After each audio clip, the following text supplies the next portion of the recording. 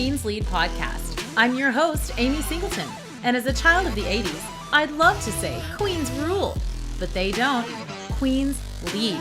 Being a queen means you are worthy to be a leader of people. The guests on our show do exactly that. They are leading the way in their businesses, families, and communities. They're taking their rightful place in the spotlight, leading and inspiring the developing queens in all of us. Welcome to the Queen's Lead podcast.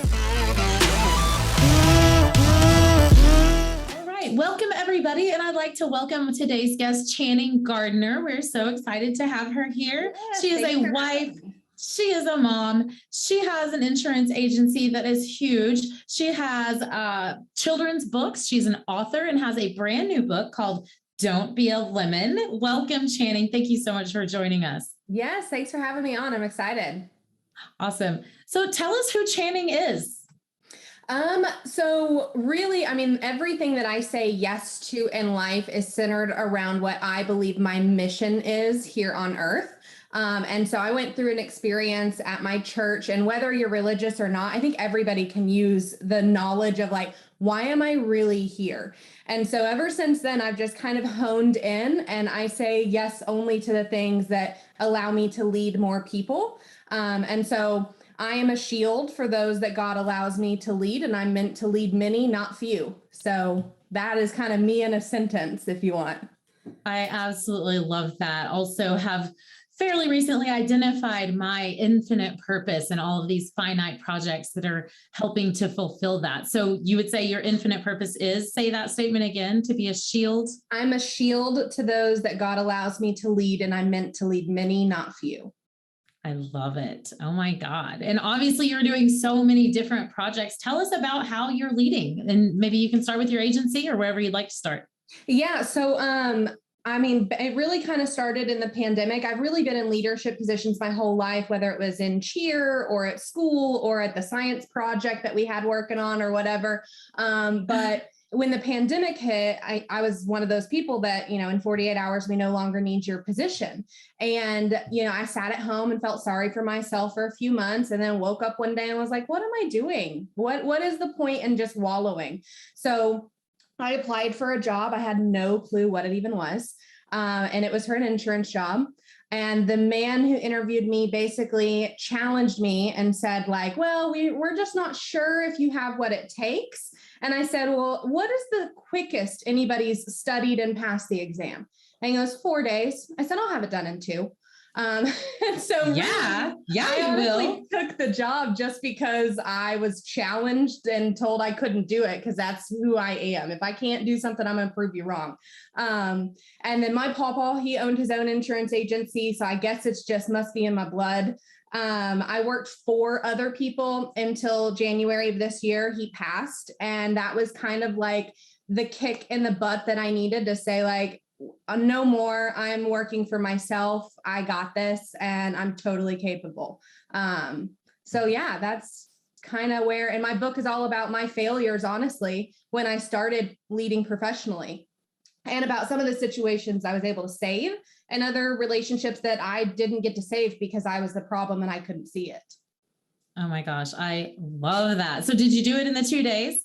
I did it in the 2 days. Yep. I crammed, studied, and passed with a 96 in about 20 minutes. So yeah, you did. That's what's up. I love that you say you're demonstrating your failures, because my infinite purpose is to bring hope and purpose to human failure, because I have screwed up royally. Things I've done, outside forces, my health, other people's decisions that have caused failures in my life. There is purpose beyond that. And so I love it. Talk about the book. It's called Don't Be a Lemon. Yeah, it's called Don't Be a Lemon. It's got a big giant lemon on the front. So it's available on Amazon, barnesandnoble.com. You can special order it at Barnes & Noble. They'll ship it to you. And then in a few local bookstores as well. But really, Don't Be a Lemon is about how nobody wants to buy a lemon car. We've all heard that saying like, this car is a lemon, and it's not problems. It looked like a really great car, but it wasn't. And I was a lemon leader. I looked like a really good leader. I had the part, I did the hair and the dress and the whole 9 yards, but I wasn't a good leader. And so what it does is it challenges you to look at your failures and not shy away from them. Like society kind of tells us, well, if you didn't do that well, then just don't do it again. And really, I think the challenge is you didn't do that well because it was your first time. So let's try again instead of avoiding it. And let's really start to face our fears and look at each individual part and say, okay, well, this was a failure, but I'm not a failure. And what parts of this failure can I learn from? And using them to make you better. Yeah, 100%. I mean, what do we hear about all the time? That overnight success that took 10 years to get. Yep. Or And Ben until Franklin. you don't know, you don't know. Yeah. Ben Franklin, his famous quote of, well, I didn't fail 2,000 times. I found 2,000 ways not to make a light bulb. That's it. That he only needed the one. That's right. Yeah. That's right. So do you want to talk about one of your biggest failures? Yeah, sure. So I think one of my biggest failures was micromanaging. And there's a whole bunch of different ways that kind of reared its head in my agency. And that really stemmed from imposter syndrome, me not believing that I was good enough to lead these people. And why would they trust me? And, when I started my insurance career, 2 months later, the head of the agency quit. And so I took it upon myself to say, well, there's 35 agents here that their families are depending on them. And I will step up and I will be the shield and I will take the bullets and I will figure out how this needs to work. And so with that, because I took that upon myself, which I do in a lot of roles in my life, I never stopped back to look and say like, well, we've got a whole bunch of talent here. And so where's everybody's strengths and where can they fill my gaps? And what can I release? And so I put blanket rules on everybody. And if you've worked for corporate, you've been a part of a blanket rule, right? Yes. So yes. My job, it was something that anybody could have done from home. In fact, I do it from home now. And instead of being flexible, I had an agent that had every once in a while had seizures. And so they weren't allowed to drive. And so instead, I made this poor agent, his fiance, drive him to the office for work every single day until finally he quit 30 days later. And then when he quit, I was sitting back going, well, why did he quit? That doesn't make any sense. Why wouldn't he love working here? And, that's a relationship I was able to save, thankfully. But I look back at that and how embarrassing. It didn't matter. I could have been flexible. I could have given him exactly what he needed, made him feel empowered, made him feel valued. And I chose not to. Wow, that's incredible. I think a lot of our listeners and other women trying to build businesses are trying to build a team. Mm-hmm. And that is one of the most valuable things you can do is leverage the talent in your team. We cannot be all things to all people. Right. We cannot know everything there is to know, even about an industry we're super familiar with, even generationally familiar with. To draw on the talents of those people is so wise, and to offload where you can do the things you need to do. Exactly. My hat's big, but it's not big enough to carry everything. And it's much easier to not have to be changing it all the time when you can just wear that hat with confidence and give the other hat to someone who it looks much better on. Exactly. Yep. Who does a much better job than you do at that particular thing. Life just seems to smooth out quite a bit. Yep. Absolutely. So you also coach people, maybe women or lots of people, on side hustles. Mm-hmm. Tell us about that project. So I think that there's kind of this gray area that we're experiencing in society. And it used to just be black and white. You either owned your own business or you worked for somebody else. And now we have this beautiful gray area that people are trying to navigate. And there's a lot of people that are getting directed in the wrong places and they're getting taken advantage of. And there's plenty of things that you can do that are just passive income. Like I have an Etsy store. I'm not even going to plug it because I don't want it to explode or anything. It's literally printables. I make a design on Canva when I'm watching TV. So my hands are still always busy. I load it up. People can download it for $1 and then that's it. I don't ship anything. I don't mail anything, nothing. And it can be bought over and over and over and over and over again. And so most of my money doesn't come from there, but why not at least do something productive while I'm watching my binge-worthy TV shows, you know? And so it's little things like that, that let's take this dead space of 10 minutes of your week and let's try and turn it into a passive income. It might stick, it might not stick, but if you have fun while you do it, who cares if you make money if it doesn't cost you anything?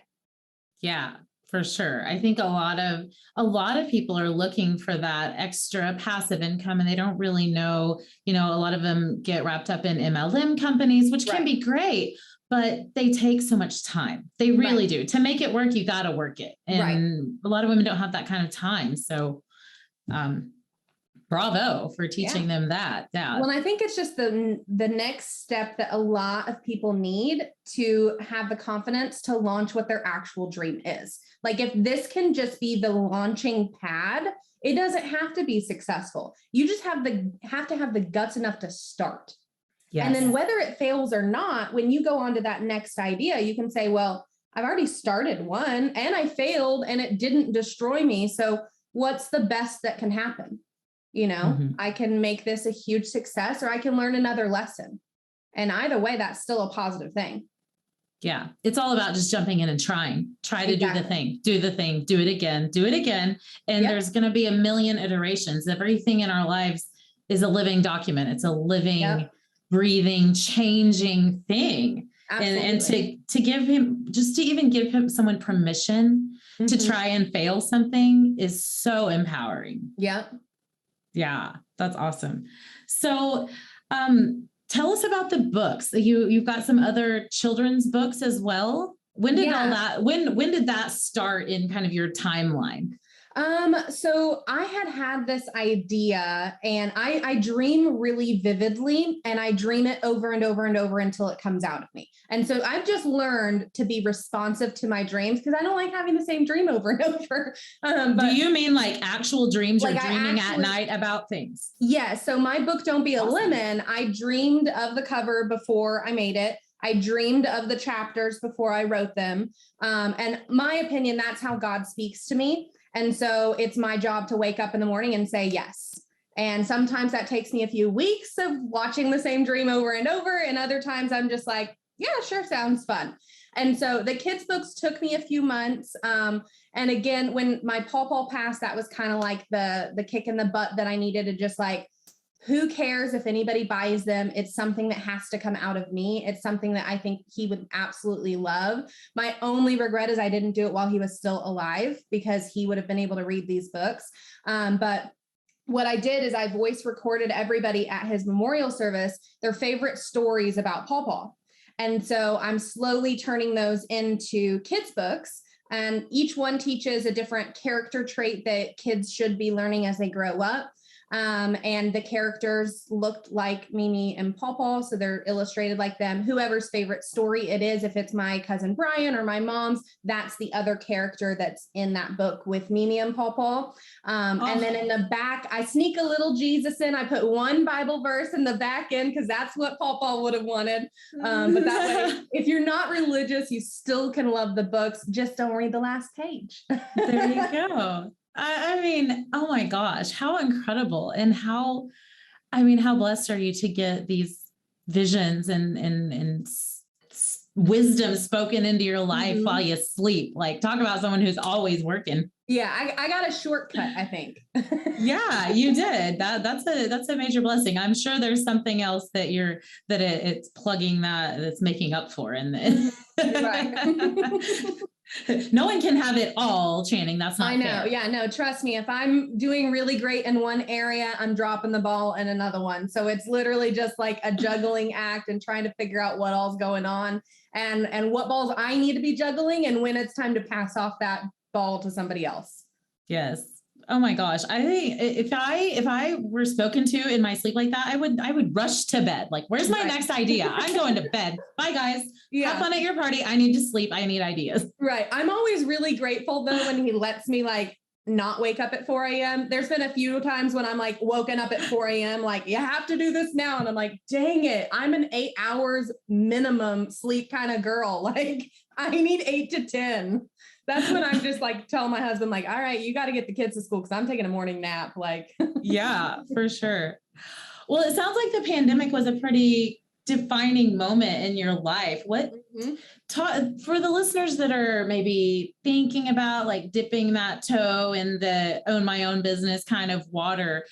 I know it took a major wake up call, like getting fired or having to be let go for you, but what did that process look like? And what did it really take to move from this place to the other place?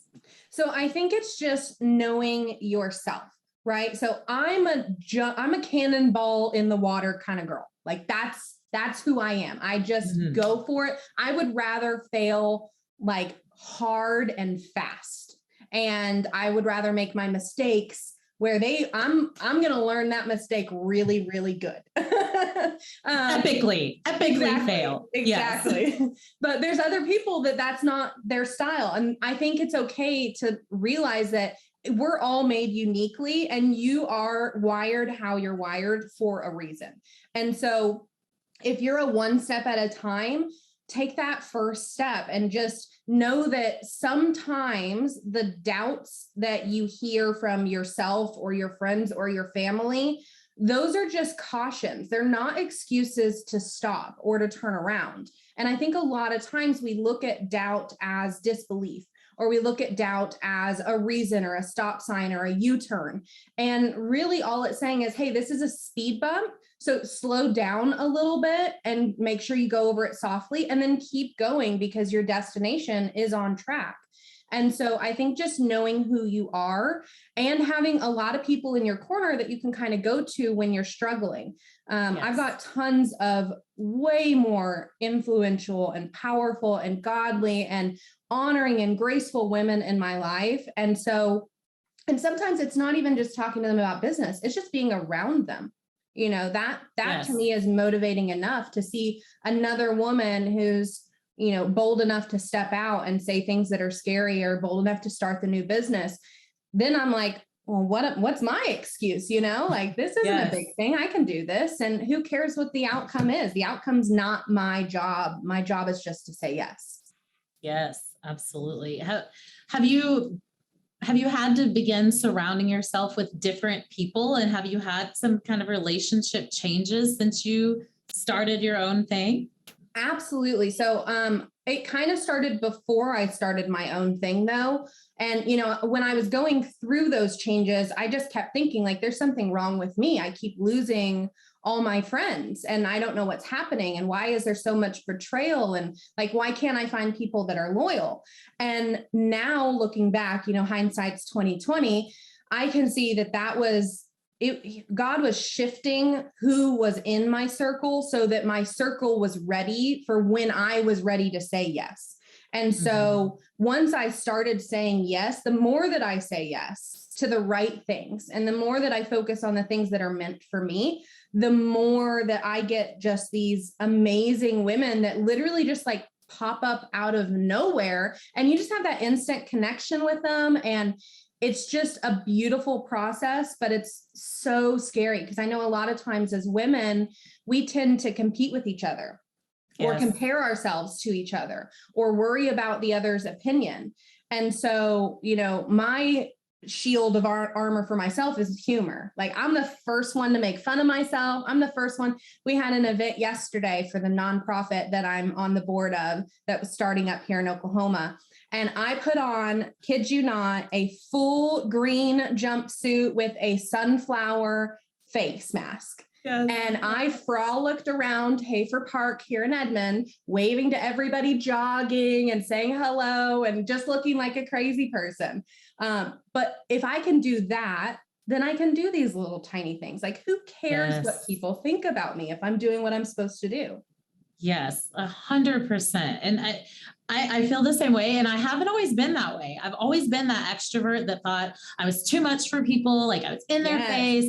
I'm loud and proud. And I used to allow that to shut me down. And now I really enjoy giving others permission. I'm the first one to stand up for karaoke. I'm the first one to start the wave. Let's do the YMCA. Let's do the thing. And then I've found the more and more I've shoved myself into that discomfort, that others, they really want to join in. They're just afraid to be the first, and they need that permission to be silly and have fun. Exactly. Yep, yes. Absolutely. I got the invitation to the True You thing, and I had something else, but I was so sad I couldn't be there. But talk a little bit about True You and its mission. Yeah. So I've had dreams for years that I was supposed to open or be a part of a nonprofit.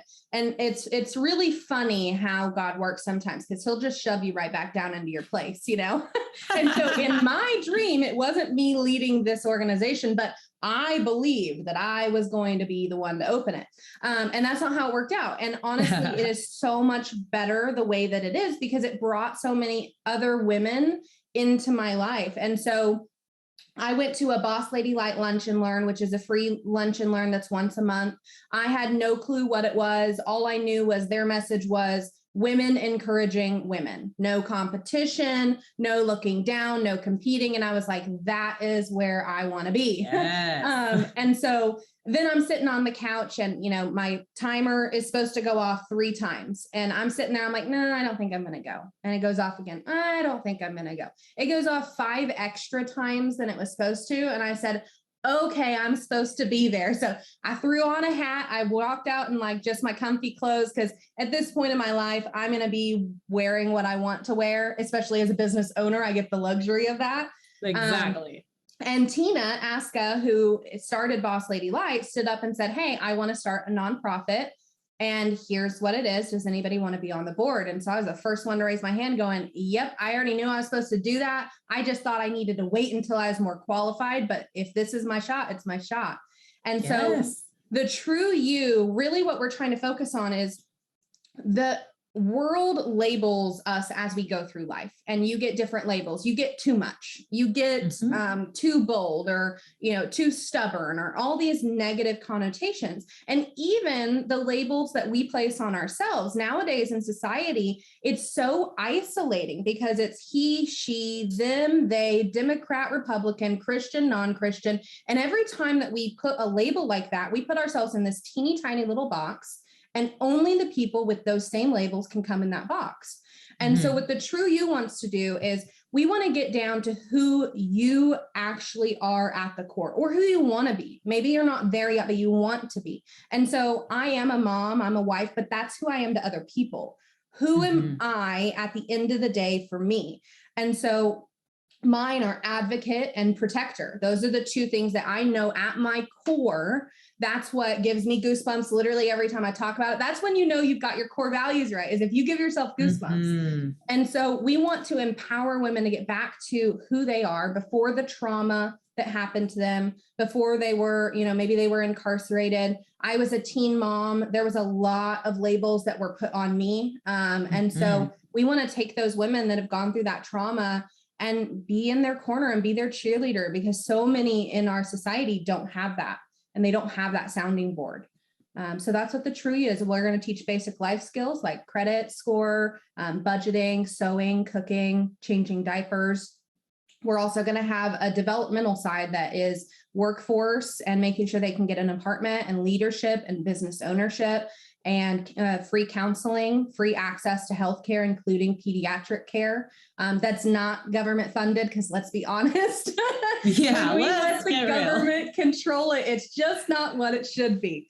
And so our goal is to give back the power to these women, where they can go off and just, it's a ripple effect. And if we can get our domino to fall, the rest of the dominoes are going to finish the pattern. We just have to do our part. Absolutely.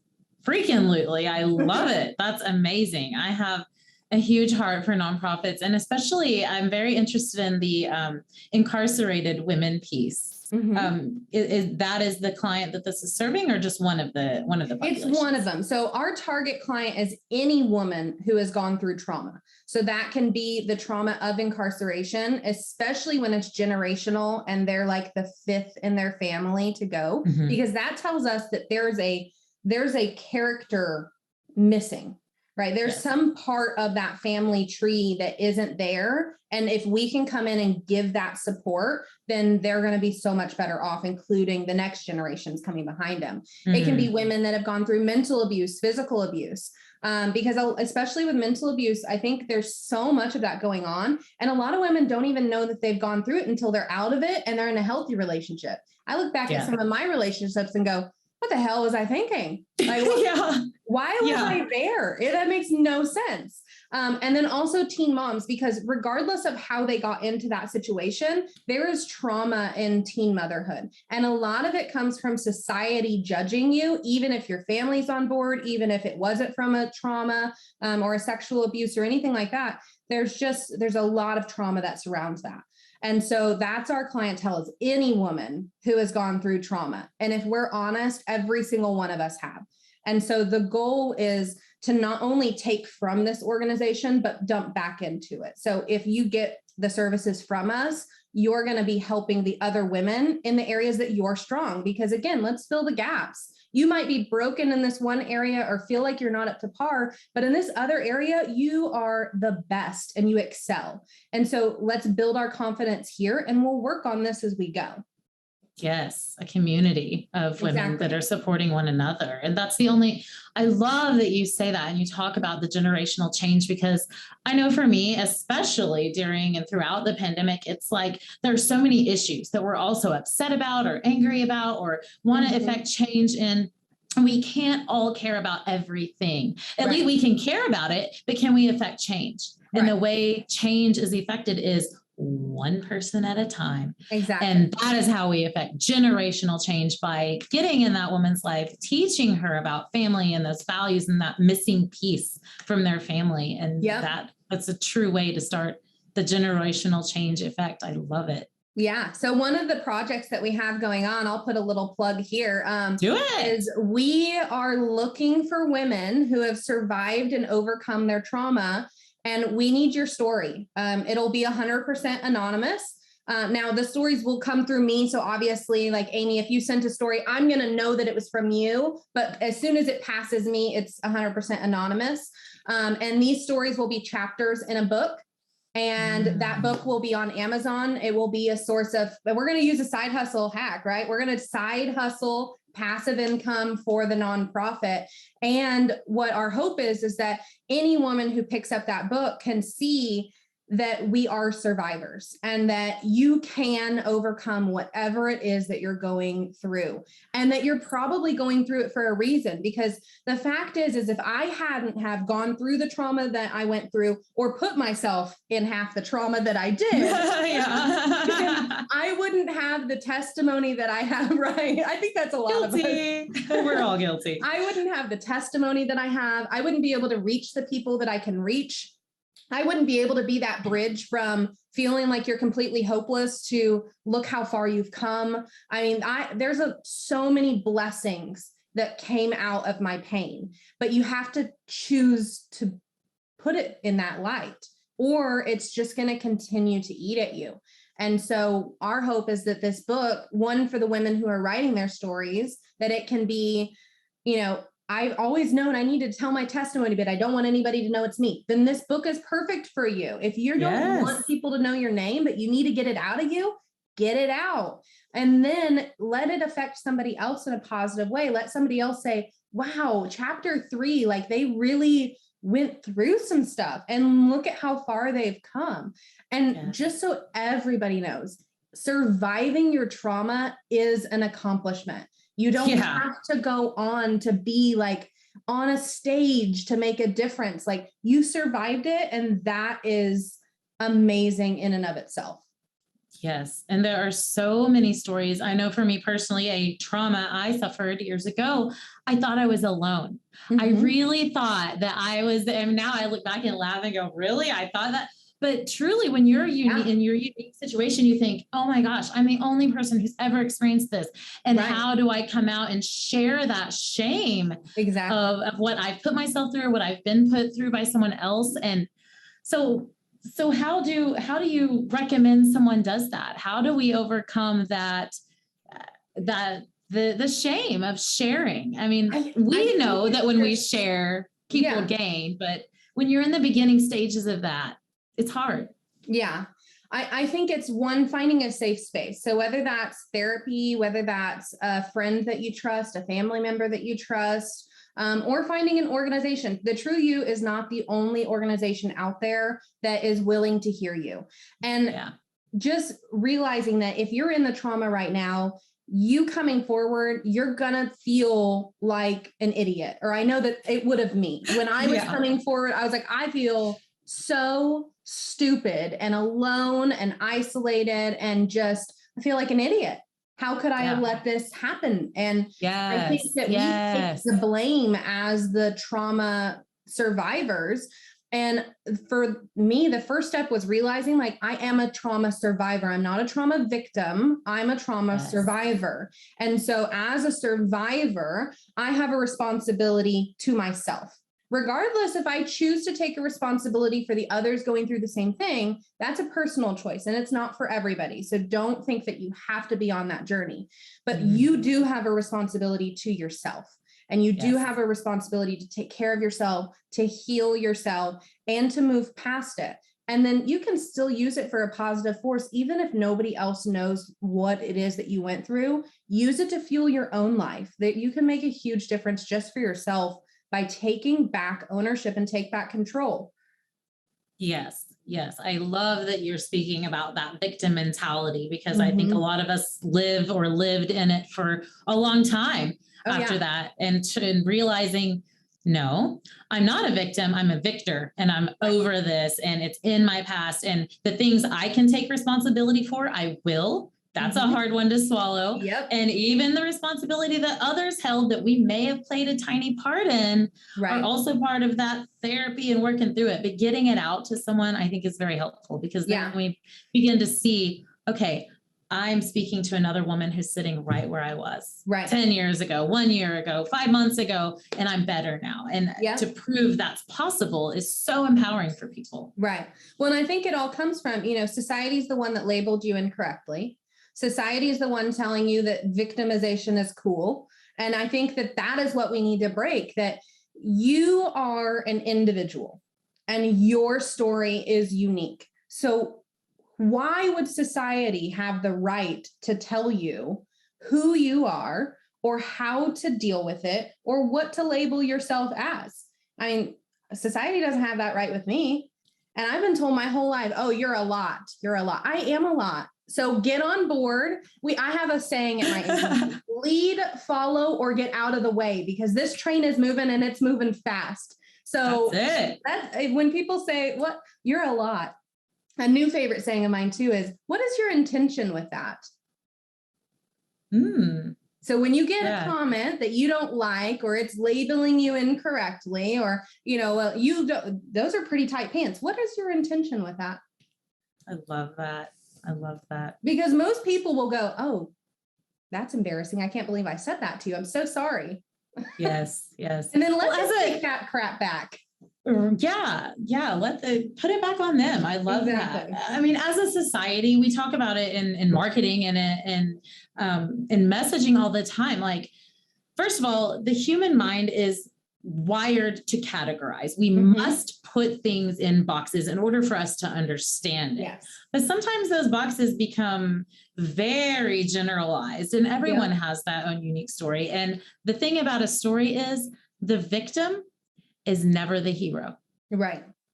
They are the victim and they're not remembered. The hero or the guide that comes in to save them is the hero. Right. They're the center of the story. So when we want to step forward and be the center of our own story and the hero of our own lives, we've got to shed and drop off that victim mentality and be like, nope, I'm going to guide myself to be a hero in this story. And I'm going to change other lives because of it. Yeah. I'm going to be Cinderella and Prince Charming. That's it. Yeah. Oh my gosh. Yes. Oh, I love it. I love what you're doing. So good.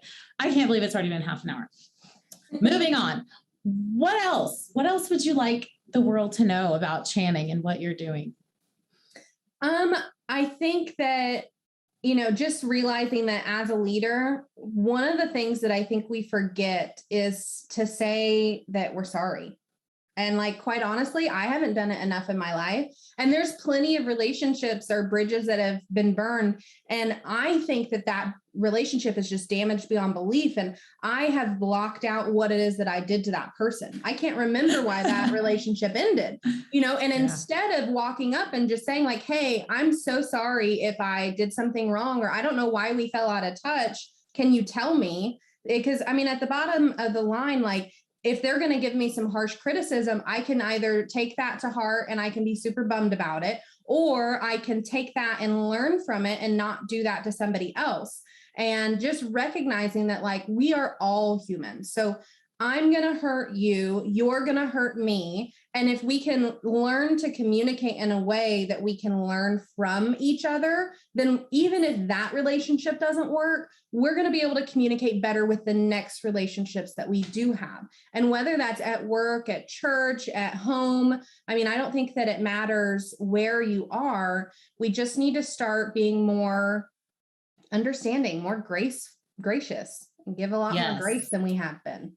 Yes, 100%, because we've been given infinite grace. Yep, way more than I deserve. Way more than we deserve by God and so many people, I know for sure. It's really hard to accept that responsibility and set an expectation whether or not that relationship will be mended. It's valuable to get that feedback and be humble enough to receive it and take it and turn it around to do better. When we know better, we do better. Yep, absolutely. But other than that, I mean, I just can't keep my hands still. That's like my biggest thing. So I've got OCD and ADD, if you can imagine that. So what a combo. I hyper focus, or I'm scatterbrained and need sticky note. I mean, I literally have just like sticky notes all over the place that are just like tasks and whatever. But I crochet, I paint, I write books, I illustrate. So I'm a creator. So I like creating opportunities just as much as creating solutions for clients, just as much as creating a work of art that I can give to a loved one. That's amazing. So well-rounded. Amazing. And to be so young, I will not ask your age, but so young. I'm 30. Are you 30? Yes, I'm 30. Wow. What an accomplishment by this age. I can't even tell you that. I don't want to say I'm proud of you, but I'm so proud of you and for you to be even living in the same proximity as you. I can't wait to come meet in person and do some things like together and put on stupid sunflower hats and frolic. Absolutely. I'll put on my roller skates. Let's go. I'm ready.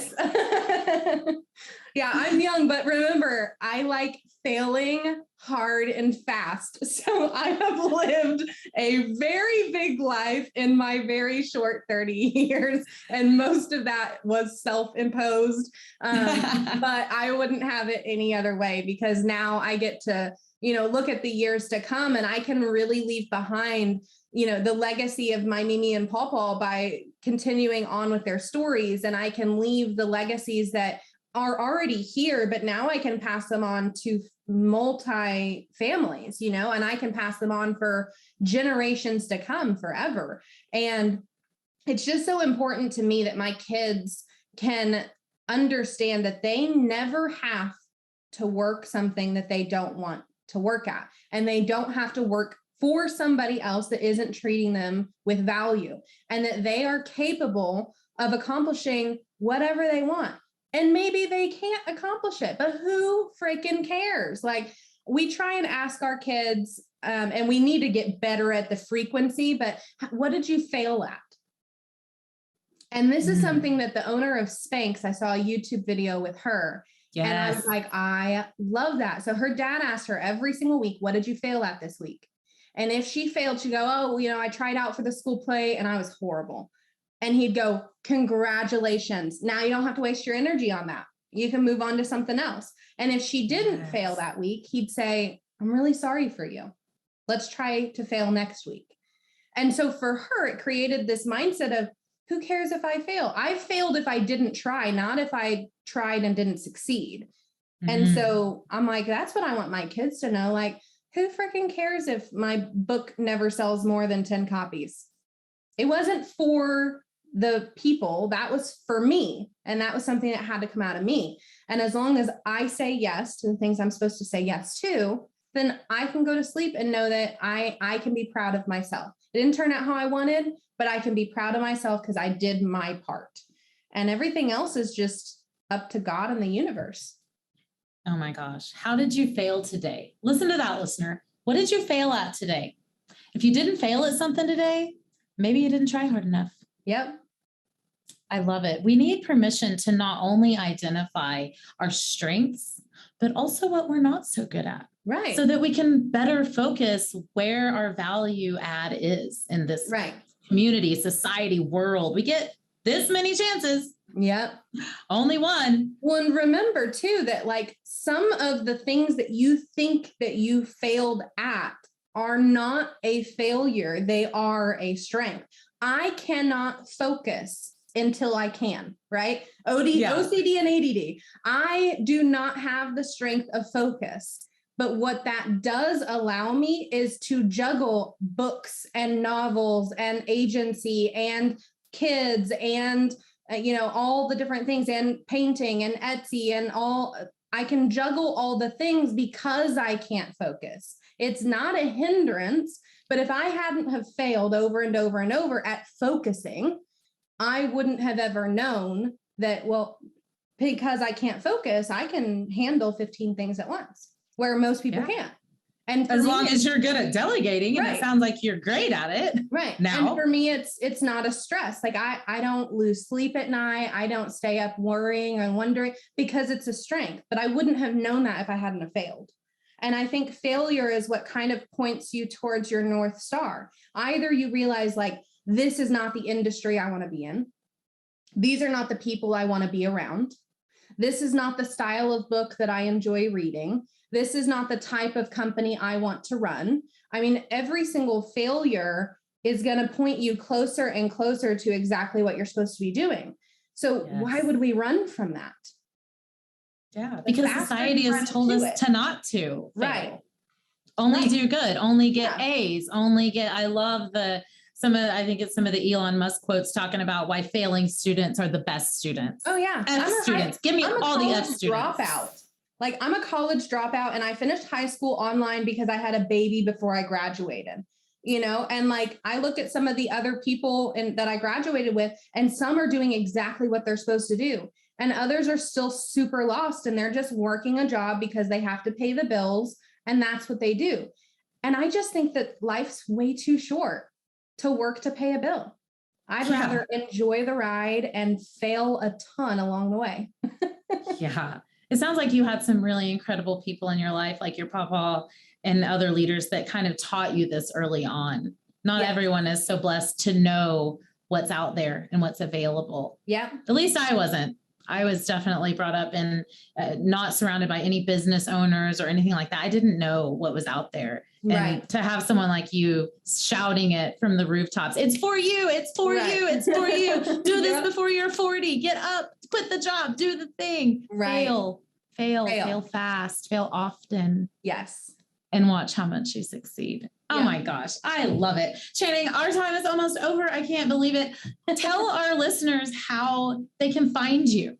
Yes. So you can find me on Facebook. So I've got Channing Gardner -author and also CG Agency. I'm on Instagram for my author Instagram. And then I also have a TikTok, which really just kind of gets bled over of everything. So it's a little bit nonprofit, a little bit agency, a little bit of just me being super weird. And then my websites, you can find me at privatepaybenefits.com for the agency websites, the Side Hustle Life for side hustle guidance and blog, and then also channinggardner.com for my author website as well. Well, thank you so much for taking that dive, overcoming your failures, failing fast, and making such an impact in this community and beyond. I can't wait to see and follow your journey further. Yes, thank you so much for having me. It was a blast. Thanks for being here.